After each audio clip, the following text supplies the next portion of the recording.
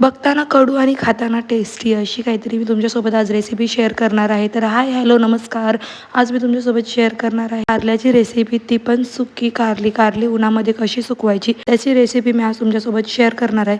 सर्वात आधी तर मी कारली स्वच्छ धुवून आणि पुसून घेतले. त्यानंतर दोन्ही बाजूचे डेकणे काढून त्यांना मधून कट लावून 2 तुकडे करून घेतले आणि त्याचे बिया पूर्णपणे काढून टाकायचे, बी ठेवायची नाही. ही रेसिपी करताना किंवा कोणतीही रेसिपी करताना किंवा काहीही किचनमध्ये काम करताना जे पण काम करत असो त्या मध्ये मध्ये स्वच्छता पण करत राहा, जेणेकरून नंतर काही तकलीफ होत नाही जास्त साफसफाईची आणि काम करताना चांगलं पण वाटतं, स्वच्छ असतं म्हणून. त्यानंतर मी अशा ज्या स्लाइस करते तशा स्लाइस करून घ्यायच्या आहेत. जेवढी पण तुम्हाला करायची आहे ते करू शकता, अजिबात कडू लागत नाही, एकदम टेस्टी अशा मस्त जेवणावर खायला खूप छान लागतात तळल्यानंतर. तर अशा प्रकारे म्हणजे स्लाइस करून रेडी होते. त्यामध्ये फक्त मीठ आणि हळद एवढे 2च मी इंग्रेडियंट्स टाकलेले आहेत. त्याच्या व्यतिरिक्त दुसरं काहीच टाकले नाही आणि मिक्स करून व्यवस्थित असं प्लेटमध्ये पसरवून ठेवलेलं आहे आणि उन्हामध्ये सुकवायला घातलेले आहे. 2 ते 3 दिवस चांगले सुकवून घेतल्यानंतर एकदम कडक बनतात. ते बरणीमध्ये स्टोअर करा, कितीही महिने राहतात आणि तळल्यानंतर एकदम कुरकुरीत छान लागतात.